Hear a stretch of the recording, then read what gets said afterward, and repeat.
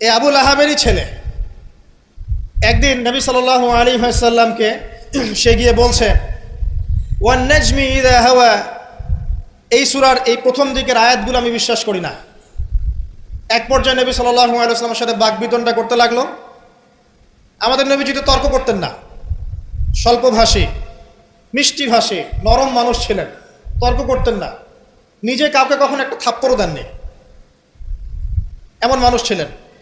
তো সেই মানুষটাকে সে মুখে থুতু নিক্ষেপ করেছিল, তবে এই থুতুটা তার মুখ পর্যন্ত পৌঁছে নাই, আল্লাহ পাক পৌঁছাতে দেননি।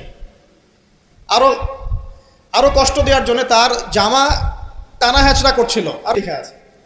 তো নবী সাল্লাল্লাহু আলাইহি ওয়াসাল্লাম কষ্ট পেয়েছিলেন। কষ্টে তখন তিনি বলেছেন আল্লাহর কাছে, ওই মুহূর্তে বলেছেন, আল্লাহ,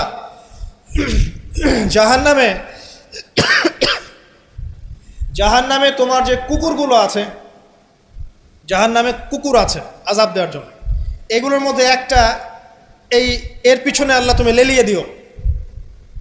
এটা বদদুয়া করেছেন নবী সাল্লাল্লাহু আলাইহি ওয়াসাল্লাম। আমাদের কিছু সুশীল আছে, তারা বলতে চায় যে নবী সাল্লাল্লাহু আলাইহি ওয়াসাল্লাম কখনো কটু ভাষা ব্যবহার করতেন না, কখনোই না। প্রয়োজন বোধে নবী সাল্লাল্লাহু আলাইহি ওয়াসাল্লাম বদদুয়াও করেছেন।